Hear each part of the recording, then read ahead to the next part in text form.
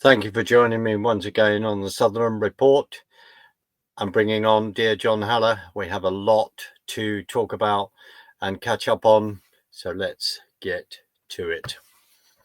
John, how are you, my friend? Good to see you.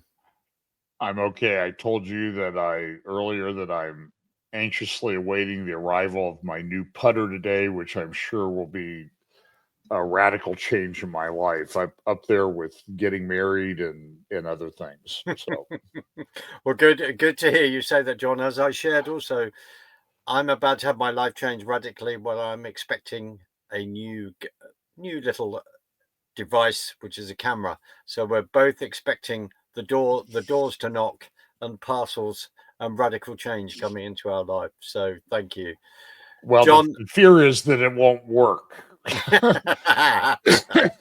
Well, I'm hoping my camera works. I can't say any comment on your golf, but we regularly have an off-camera golf discussion, which I won't share here, but it does cause me endless amusement. But I am glad that you regularly play, because for some it's good exercise and it helps out our mental fitness, I have to say. So good. I know you're heading to the Middle East, and I remember my first trip to the Middle East, which was almost exactly 30 years ago. Wow. In May, it'll be 30 years. But that was back in the days of 35 millimeter cameras and film. And, now you go and you don't think anything of taking like 8,000 pictures. I took about 900 pictures on our trip to Israel. And then we stopped in Rome on the way back. And I got some phenomenal shots, but it cost me hundreds of dollars to develop these things, and then of course you don't know which ones are good until you develop them. It was kind of an insane thing, and photography's really changed, just like about everything else in the world.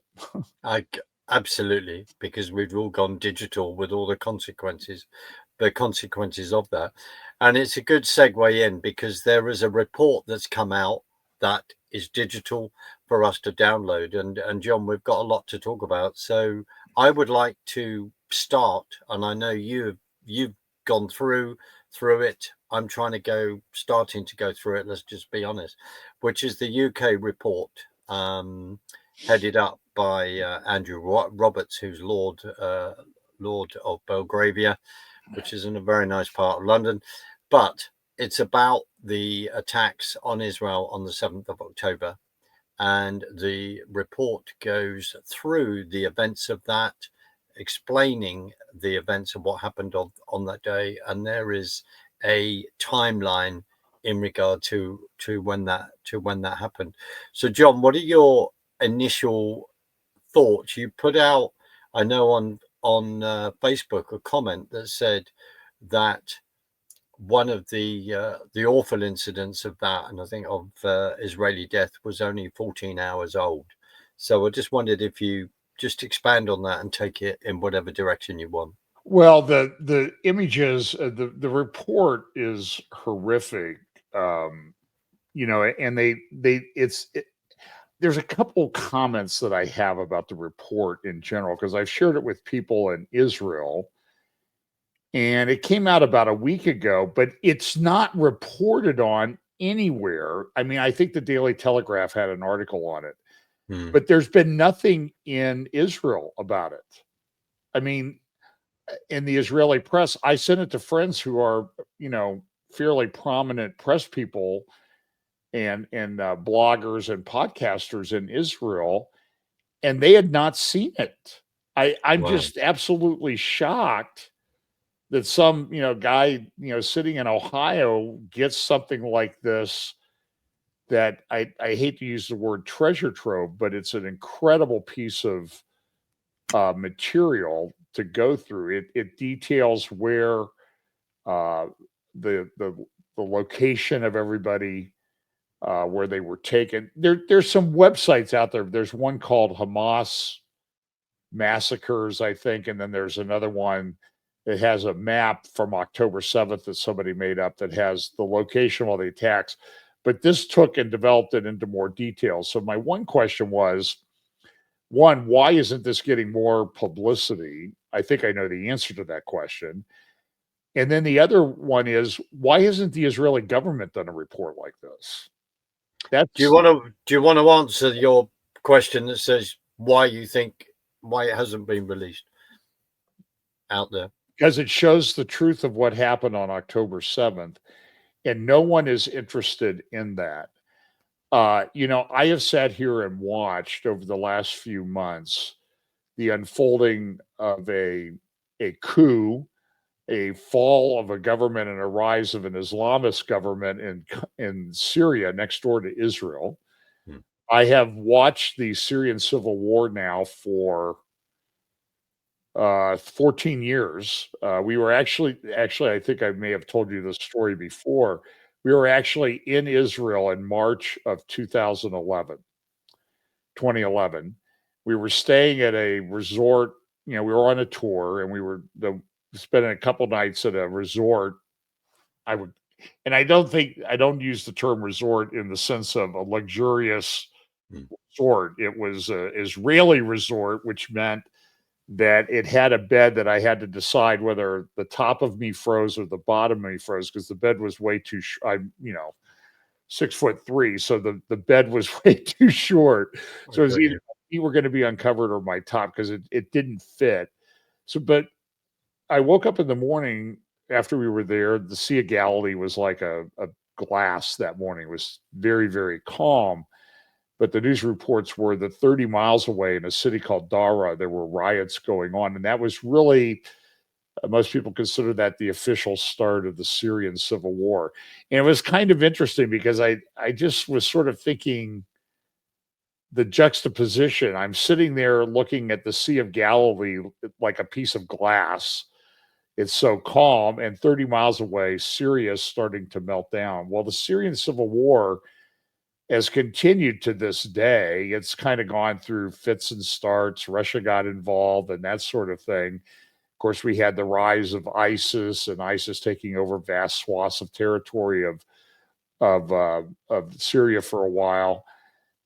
But the thing is that probably in Syria, 1 million people were killed. I point that out because how many protests at Columbia, Harvard, Yale, Berkeley, UCLA have there been about 1 million dead Syrians? Arabs, all Arabs from different tribes and different religious groups. Nobody has protested that or anything. And even as the horrors of the Assad administration have become apparent over the past several months, as they found vast fields of maybe 200,000 or 300,000 that contain 200,000 or 300,000 bodies, the torture prisons. They're unpacking the Assad regimes, especially the Assad family's selling of illegal drugs that probably netted them a profit of about $2 billion per year. There's no protest for this, but Israel is attacked in this horrific attack. Israel responds, and the world is melting down. And all the world seems to be concerned about in our universities is protesting this genocidal attack that took place into Israel, an invasion into Israel on October 7th. It's just absolutely shocking. So the interesting thing, if you look at the timeline, they start to gather about 6:30 in the morning, at least on this timeline.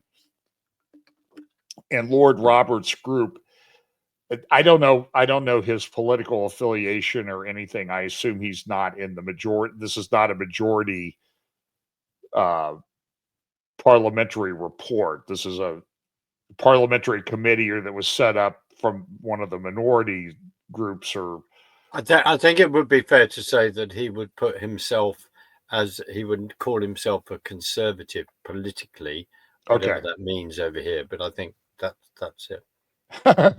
Yeah. I'm sorry I laughed about that because it's the when you talk about Israeli politics too, you keep coming up, people say, well, she's a person on the left in Israeli politics, or she's a centrist in Israeli politics, which then you have to unpack exactly what that means. Exactly. But the interesting thing is this timeline starts at about 6:30 in the morning.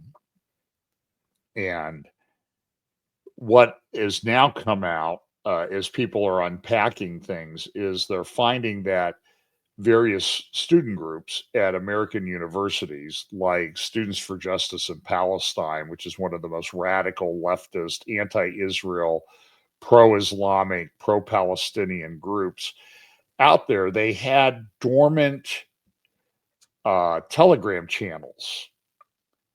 But while the attack started really at about 6:45 a.m. in Israel, these Telegram channels suddenly were activated about 3 to 5 minutes before the attack started. So when we sort of unpack what's going on with regard to this Muhammad Khalid, this student leader who, everybody's demanding that he gets some kind of extra consideration and due process and everything. And he's leading these protests at Columbia. These are not peaceful protests. These are shutting down buildings. They are attacking Jewish students. They're going to their dormitory rooms and pounding on the door. And all of it is designed to intimidate them and threaten them. And so now everybody wants to be very nice about this guy. But so, these groups, like I said, they activated their Telegram channels, it appears, within minutes before the attack started. That's kind of interesting timing. And this thing was live streamed. If you go look at the Hamas Telegram channels and everything, they at least, I don't know if the things are still there, they live stream this stuff, what they were doing, the atrocities that they were committing. One of the things in the report that's kind of shocking is that the youngest victim of the Hamas invaders was 14 hours old. A new baby. Of course, we know the Beavis children, they were kidnapped. It appears that pretty clear from autopsy reports that they were alive when they were taken into Gaza, and that at some point a month or so into their being kidnapped and held there, they were they were killed, strangled, and then they beat their bodies so that it would look like they had been killed in an Israeli air attack. I have my own view as to what Israel should do on this, and it's not, as soon as I say it, I get accused that I'm not very Christian in my response, but this is war, and that's part of human life, and so we have to decide how we're going to do this. But I don't think we understand the situation that we're in now. There's a guy named what's his name? Sean Ryan, I think is his name. He's got a YouTube channel, pretty popular. Puts up these really long interviews, and he'll get millions of views on a 2 or 3 hour long interview. So he's been interviewing some security people like Sarah. Is it Sarah King? Is that her name? She's got long blonde hair. Yes. And what she's talking about is the fact that I think everybody should read this report as much as you can, or run it through AI and get a summary of it or something like that. Because this report gives us a template of what these Islamist groups could do. And the concern is that with the open borders that we've had, that you in the UK have had, that Germany has had, that the Netherlands and all these other places for well over a decade, is how many of these people are here? What are they doing? Nobody knows where they are. And so Sarah King, I think, makes a good point, is that October 7th is a template for what they would like to do in other countries. And you can imagine what would happen if there was an October 7th someplace in the United States. It would be devastating. I mean, I think I heard an interview with Seth Fransman the other day. He's a military Middle East reporter, analyst with the Jerusalem Post. And he was saying that, this would be like 100,000 Americans being taken hostage in one day. And so the question is, what do they have planned? I was watching the great Dumasani Washington I follow him on X. I've interviewed him, and he was posting this morning. It was I don't know where it took place. I think it was Ayan Hirsi Ali, the wife of Neil Ferguson. Neil Ferguson. Yeah. And she was talking about this. I'll just give you the quote. The looming fall of Europe is what keeps her up at night. She said this, quote, "Those countries falling like domino effects, that is my nightmare. The Muslim Brotherhood have done that through settlement, through infiltration in their institutions, including political parties. That is my nightmare, that the West starts to fall apart."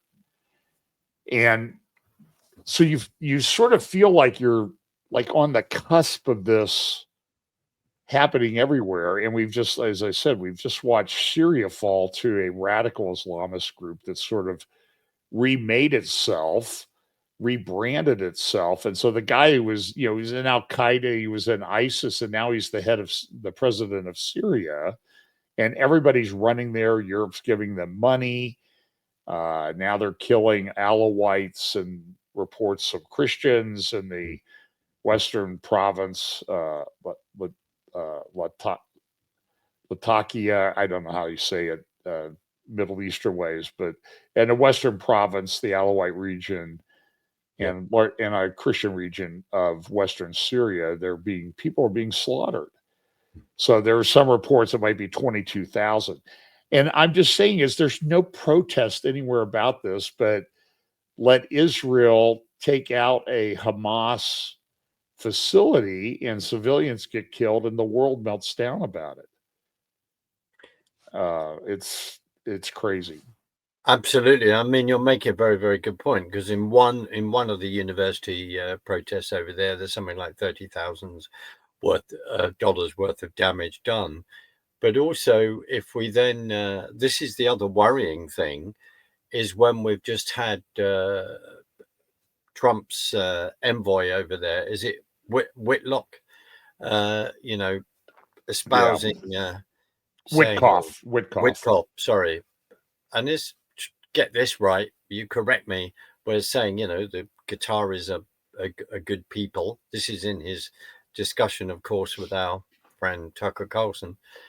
And this is deeply troubling, because we know that how Qatar has been funding all of this in regard to, they were ready to push this agenda, all the protests, getting involved in the universities, etc., for a long period of time. And you raised that point about those Telegram accounts. Within a very short period of time over here in the UK, people were outside the Israeli embassy, saying restraint and all this kind of thing. It's then said, look at the way that this is orchestrated, is the only conclusion we can then come to, but also to see how this is funded. And then the leaders of Hamas have been, millionaires living in Qatar and all the rest. We mustn't forget this. People want us to forget this, John. Is that a fair comment to say? Because the war has been going on for some time. And just quickly, in that report, it talks about, Hamas, their ideology. Of course, it's the Muslim Brotherhood, and people will not educate themselves along these lines. They won't go into the history of this at all, will they? It's pretty shocking. There's a very famous case here in the United States. It was against the Muslim Brotherhood, the Holy Land Foundation. And it was clear from that case that these groups were all working together. They were tied to terrorism, but in the Muslim Brotherhood, and the Muslim Brotherhood is behind all of these things. And Qatar, or however you want to say it, is the Muslim Brotherhood. And it was I was very troubled by what Steve Witkoff, the presidential envoy from the United States to the Middle East, had to say about this. I mean, he brokered this ceasefire with Hamas before Trump took office, with, I guess, the approval, he says, of the what I call the Biden administration. But what he had to say about Qatar was, these guys they're good guys, they're peaceful, they just want peace. And this is just a complete lie. So Tucker's done a couple of interviews recently. He did the one with Steve Witkoff, and it's pretty clear that Tucker Carlson is not somebody, at least on this issue, that's to be trusted. I have been told by insiders at Fox that Tucker's animosity towards Israel and the Jewish people was well known with inside Fox. It was a subject that people were not allowed to talk about. And I have direct testimony from somebody that I trust that said this. I have no reason to doubt this. And watching what has unfolded over the last year has been pretty shocking. You know, Tucker did that interview with, it started off with an interview of a guy named Munther Isaac, who's a Christian Palestinianism, warped liberation theology that makes Jesus a Palestinian refugee. He's one of the guys behind Christ at the Checkpoint, which I've been to. I've met the guy. They're extremely, they give a Christian facade to anti-Israel hatred, anti-Jewish hatred. I mean, that I don't know how else to describe it. And so he did that, and then he did before the Witkoff interview. I think the interview that Tucker did before that was the prime minister, and also foreign. He serves in both offices, the prime minister and foreign minister of Qatar. And the guy I watched the interview, Mark, and the guy just lied through his teeth about all of these things. I mean, Qatar is a very strange place. And so I don't know how much I should say. Because I don't want to betray a confidence. Well, don't. Okay. Well, all I know is that people that go to work in Qatar are heavily restricted because Qatar is hiding their financing of these terror groups. Qatar makes a ton of money. They share, I think they own 2/3 of the largest gas field in the world that they share with Iran. Brings in billions of dollars each year. They use that to fund Al Jazeera, the Muslim Brotherhood, and that type of thing. And then when they're confronted with it, they just lie about it. And then, you know, they got the World Cup there in Qatar a year or two ago. And, you know, the allegations of bribery on everything from top to bottom, the hundreds of people that were killed in the construction of the World Cup facilities, and nothing is done about it. The soccer organizations don't do anything about it. What's their response? Okay, well, we'll give the next one to Saudi Arabia because that'll be much better, I guess. I don't know. Look, Steve Witkoff, I think. I don't like to make these allegations, you know, because I'm very transactional with Trump and his administration. You know, I celebrate the things that they do that are good, but I also think we need to call out the things that are bad. And I just think that Steve Witkoff is compromised when it comes to Qatar, and he should not be doing what he's doing. He should be, you know, go play golf. Okay. You don't be running around messing up the Middle East, because you obviously, even David Friedman was very accommodating to Steve Witkoff in an interview that he did at JNS yesterday. Well, I don't really want to, you know, judge him, you know, and I don't know everything that he's. Listen, you can't deal with these groups the way you deal with normal groups in geopolitics. So No, you're absolutely right, and I watched that interview as well. Um, and no, I think you're absolutely right. He should not be doing that. But the other comment that was made is that he turned around and said, "Well, this is a deal that the Biden administration had put on the table," and it seems as though that was quite a considerable time ago, a number of months ago. Well, things are changing so much. May be very easy for me to say. well, they're not changing enough for me. Yeah, I mean, I yeah. remember what the Biden administration did. They had this guy named Amos Hochstein, who I believe had served in the IDF, but he was the lead negotiator on energy policy for the Biden regime Mm, in the Middle East, and he negotiated this ridiculous uh, boundary to settle this maritime border dispute between Israel and Lebanon. yep. Israel has developed some very productive gas fields.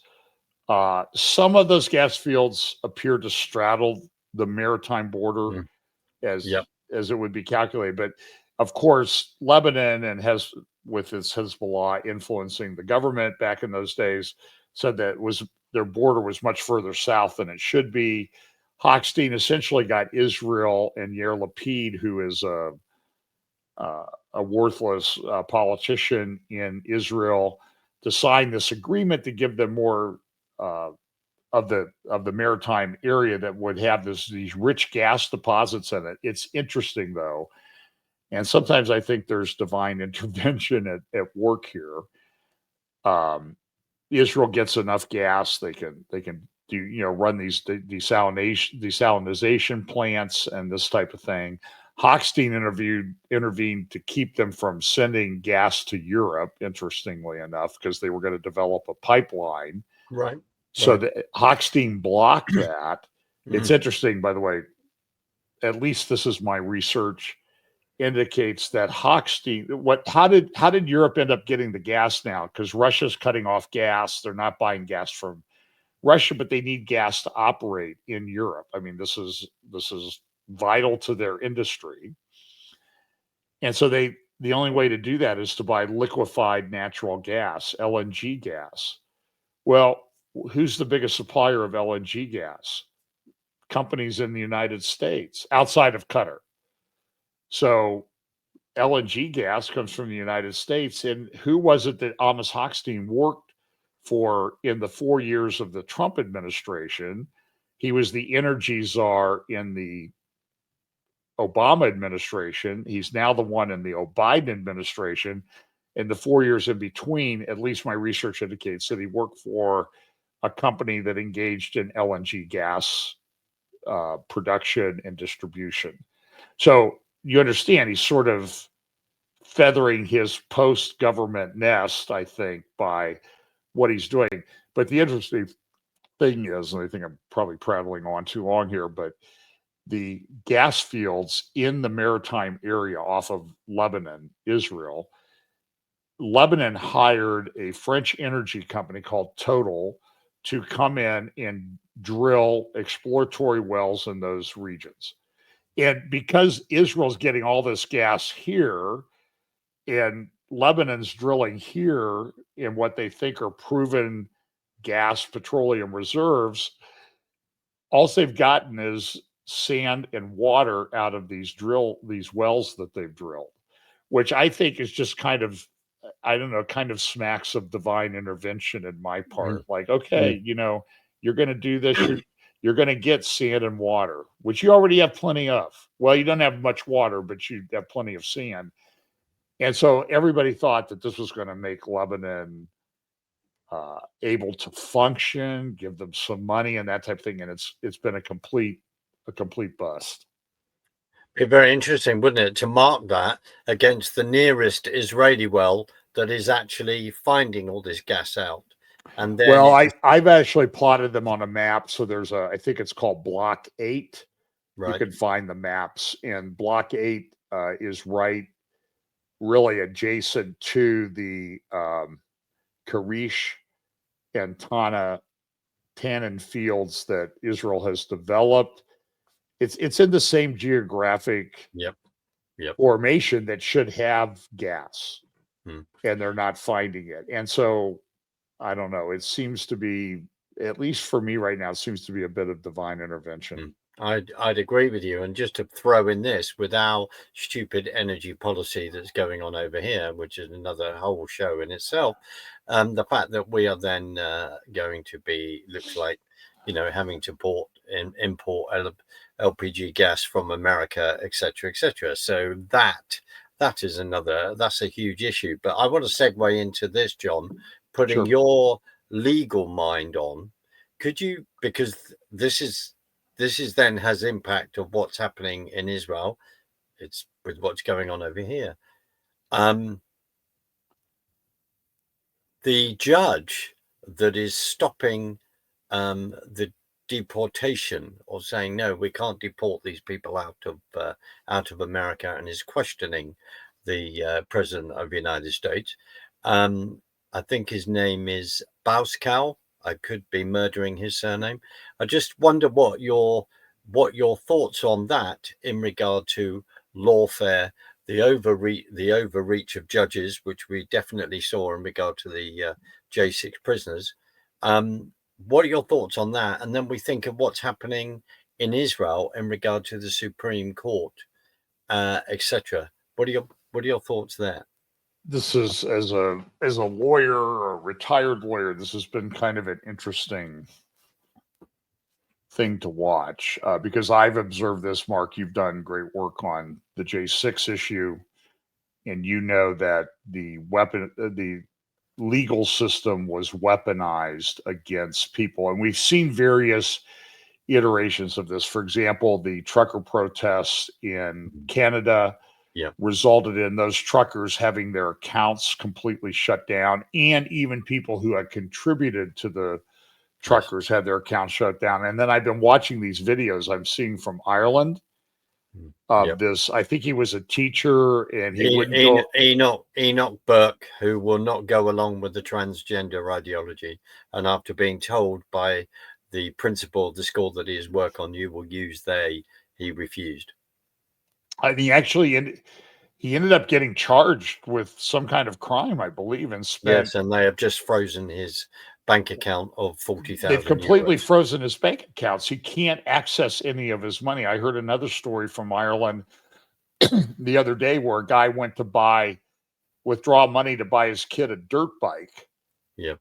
And they said, no, you're not allowed to withdraw your money for that. What kind of world do we live in now? And so it's lawfare, and also let's not, we'll just say this. I don't.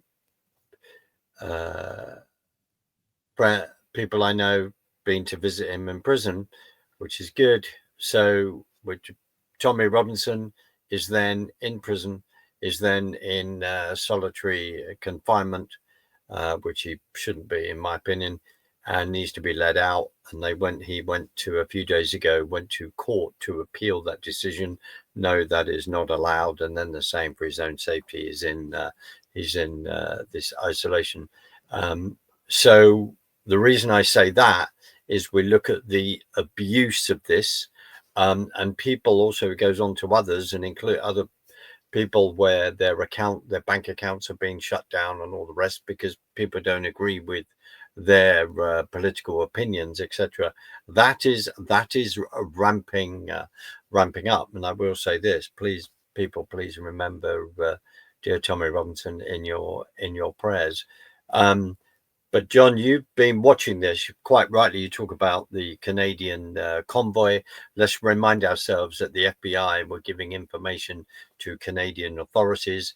Also, where the J6, they used pinpointing who was using a mobile phone, who was using a hole in the wall to get money out of banks, pinpointing all of that. And then, of course, they were then advising on the Canadian authorities in that regard. What is going on? What about this judge that is turning? So let me say this before we get to the judge. So if I get draw me back into the right orbit when you think I've gone on long enough. But the data that you mentioned, the data pinpointing cell phones and stuff, this has been a big concern. And when you unpack, I've talked about this for a very long time with regard to the October 7th invasion of Israel. It seemed that the guys that were doing the invasion were able to move through these kibbutzim along the border in a very deliberate, designed fashion. They were able to they went directly through doors that were unlocked. And what they had done, it's pretty clear, is that Hamas, I think probably through their Iranian masters, had bought cell phone data of people that lived in this area along the kibbutzim. So they were able to do this incredibly sophisticated analysis, not cell phone specific data, but just general data to say, okay, they sleep here because their phones are at rest. They stop at this door. It must be a locked door. That must be the secure room. They were able to track how the policemen and others and the military people move throughout the area and where they would be, and maybe they would not be as staffed as heavily on October 7th. So the cell phone data is a big deal. But back to the weaponization of the legal system. This is it's an incredible thing to watch. So let me start with this. So Trump has come in. Trump was the victim of this. Some of these charges were trumped up. There were things that were done within New York. For example, statute of limitations were changed on certain kind of allegations so that cases could be brought against Trump that were stale and could not have been prosecuted before. I think that that's of questionable constitutionality as to how that was applied, but it was New York, so it's going to be applied. There were these cases about improper reporting or recording of financial transactions that under any law was a misdemeanor, but they were turned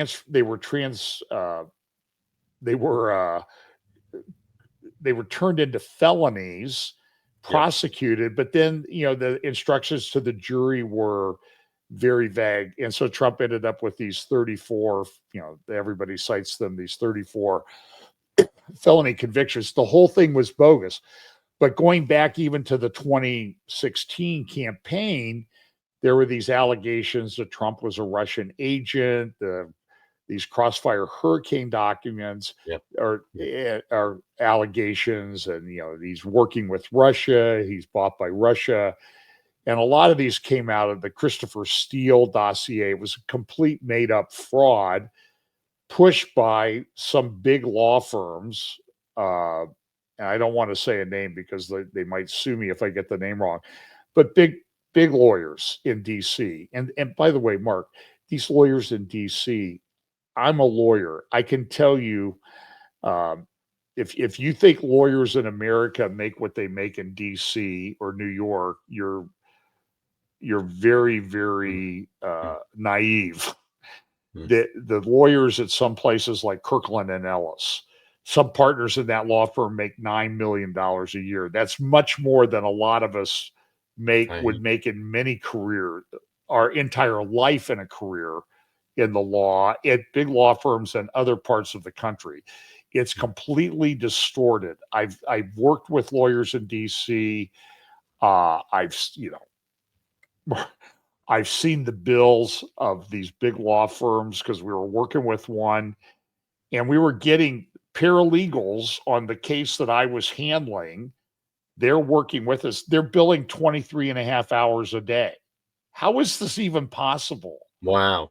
And so we fired them because the bills were, it was unbelievable. They're very competent lawyers, but they have this ability to generate revenue like nothing you've ever seen. So a guy like Bill Barr, who was the attorney general under Trump in the first administration, he comes in and out of Kirkland and Ellis, he's making like $6 million a year. Then he comes into government, feathers his, and then he goes right back to making $6 million a year. Well, you can do public service for 4 years make less money if you're making $6 million a year or more on either side of that public service. And then the other thing I found too is I was working with an expert witness in a case, and he had headed up the legal department at this federal agency. And we were just talking, and he said, well, my wife, she's a partner at a big law firm, and she used to head up the legal department at this agency. And my ex-wife, she headed up the legal department at this agency, and her current husband heads up the legal department at this agency. And I sort of came to the conclusion that in DC, they're inbred more than European royalty. Called breeding their brains out. That's why there's that is saying something, John. That's quite a statement. Well, you're from the UK.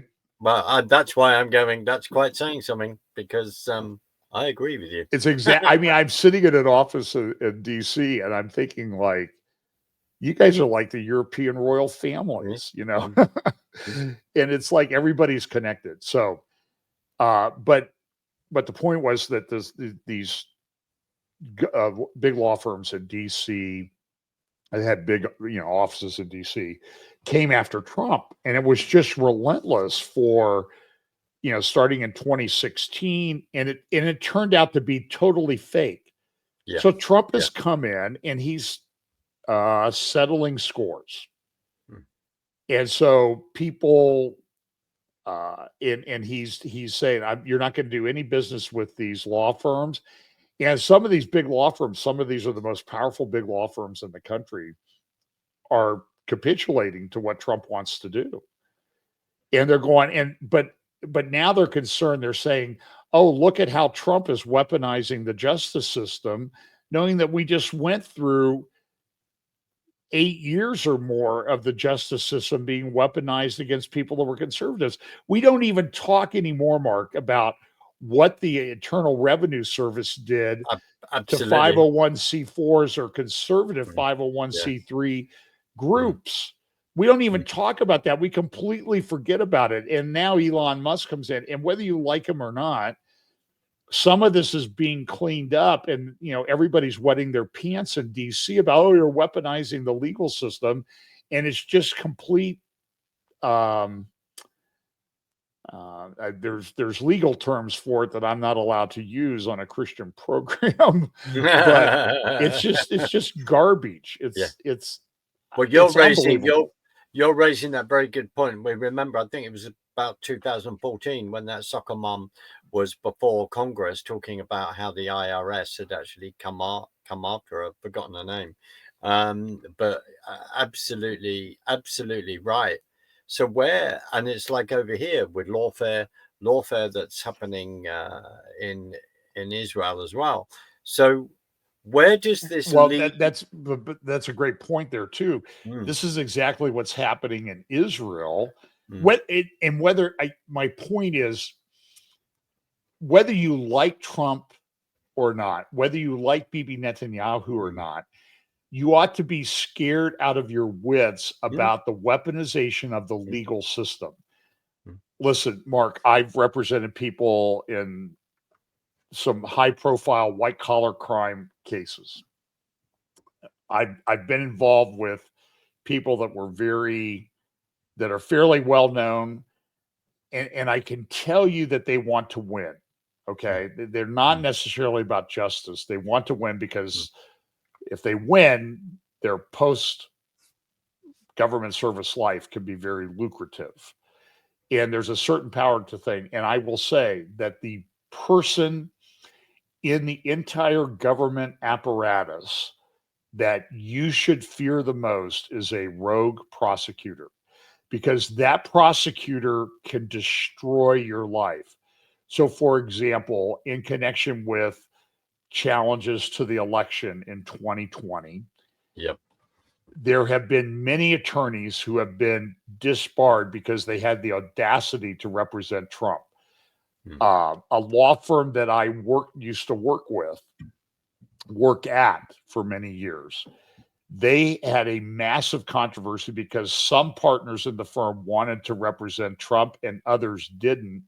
And I don't know all the internal goings on since I've effectively retired from the practice of law, but that was very controversial in that law firm, a big law firm here with offices in Columbus and a bunch of other places.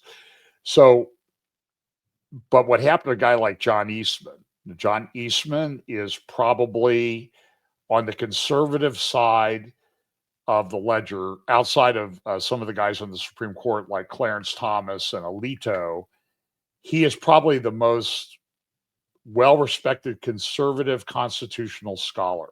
So he looked at the statutes, he made claims under the statute, which was later amended by Congress, but the way to say something opposite of what it had said when John Eastman was trying to apply it, and now he's been disbarred.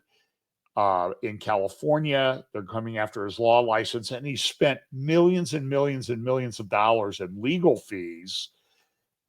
And he's probably right. And this is the point.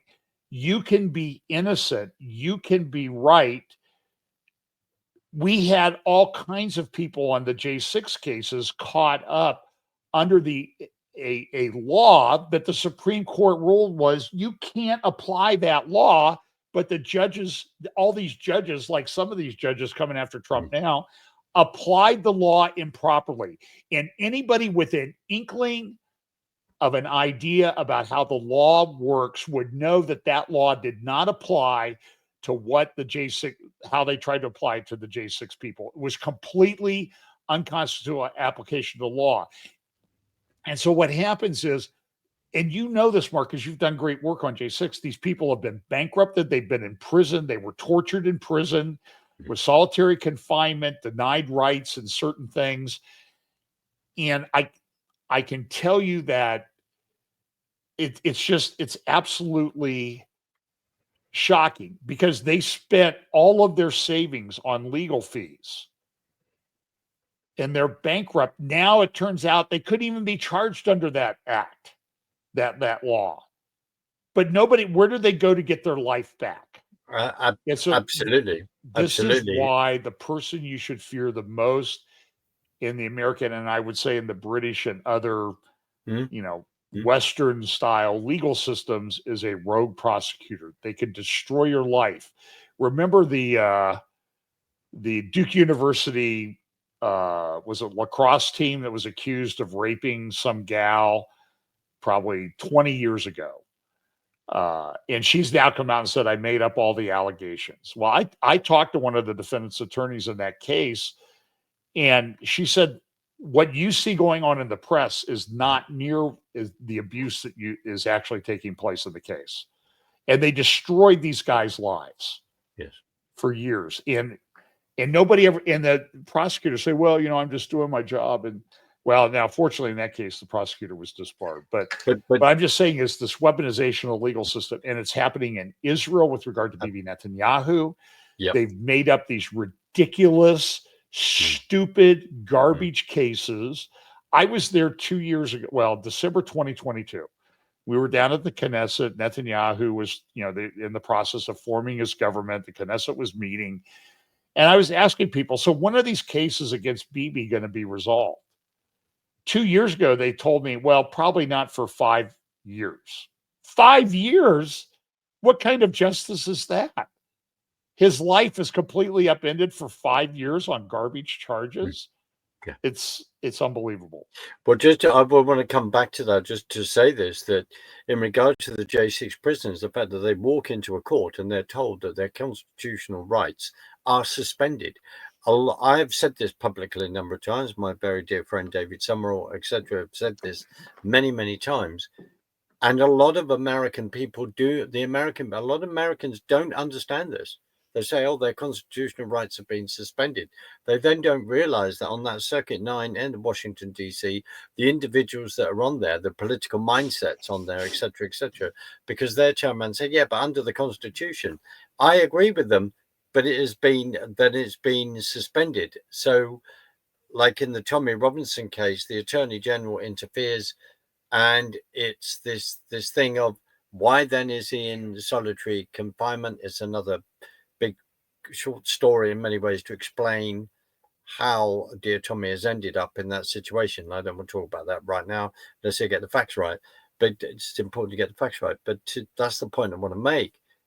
But the key thing in regard to Israel, John, they are then accusing Bibi, what, of taking presents of bottle of whiskies or whatever, gifts. Is that what cigars and cigars? Right. champagne. So they're doing that. So let's just remind ourselves of something. We opened the show with this. So what's been happening since the 7th of October? Isn't Israel at war, and isn't he the prime minister, but then has to spend X amount of hours every other week now going into court to talk about this case?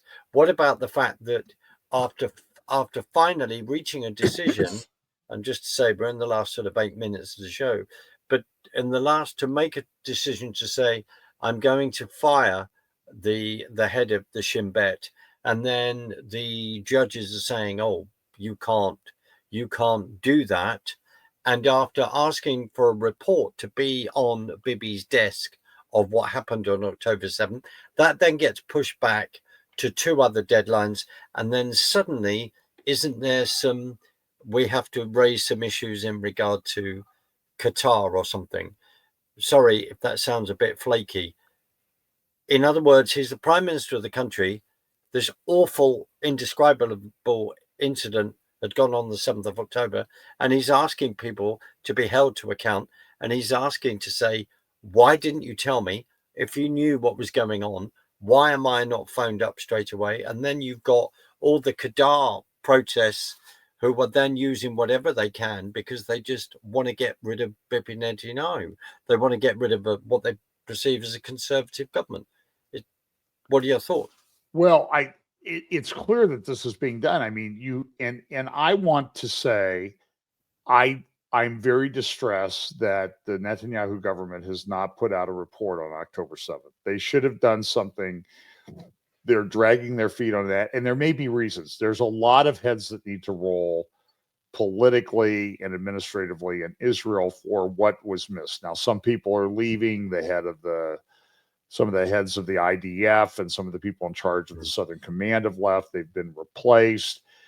And Israel internal politics is a real, I guess I would describe it as kind of a mess. It seems like all across the West, Yes. Internal politics are in a giant mess. I mean, you have the problems in the UK.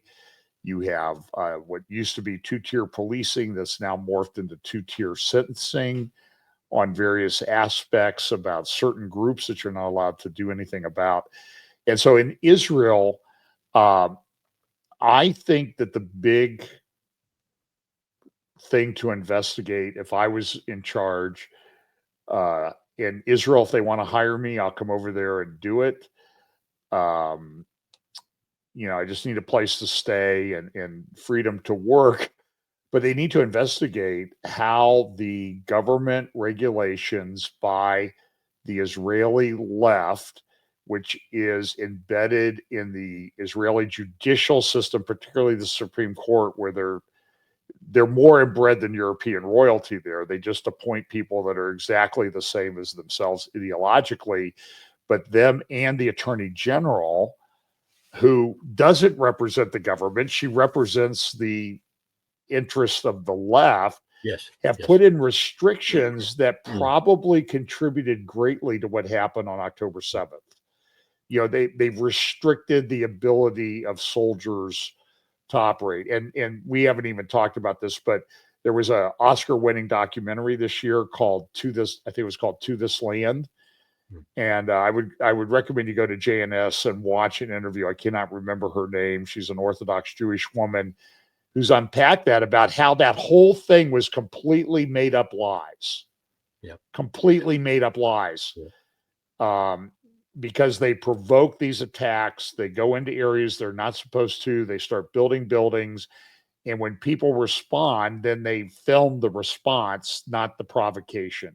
That was made into a documentary, and Hollywood, got all excited over, oh, what a great documentary this was. It was, I guess I would call it a mockumentary about what's going on in Israel. So the legal situation over there is in a very difficult situation. We see it being fought here in the United States, where judges are interfering with national security operations and that type of thing. I sort of sit here, at my peaceful home, and I look at what I look out, and it seems like it's just kind of chaos everywhere.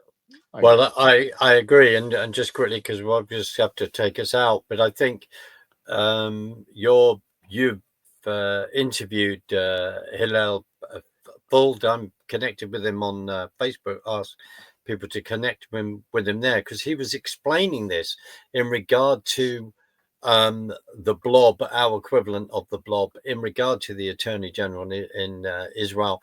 But he was explaining that, of course, from Begin then becoming the Prime Minister of Israel, but dealing with this left-wing bloc within the judiciary. John, I just want to thank you for your time. I'm gonna play us out. I'll say goodbye to you on the other side, but it's, we need to be continuing to be praying about this. I'm not saying this to be clever, but you can then see even more so of how a one world government happens, because it's down then to the judiciary saying, well, forget democracy, forget parliaments. We are in charge. We got a Supreme Court by 2005, etc., which is another subject I'd love to discuss with you. But it just highlights all of this. In regard to the report, I want to try and get a hard copy over here, and then I will put a link down below where people can find it online. John, I just want to thank you for your time, and please let me know when the putter arrives, and I will let you know when the camera. I just heard my doorbell ding. Well, you better go. You better go, and I'm gonna Thank you, play us Mark. out. God bless, my friend. Take care. Talk to you later.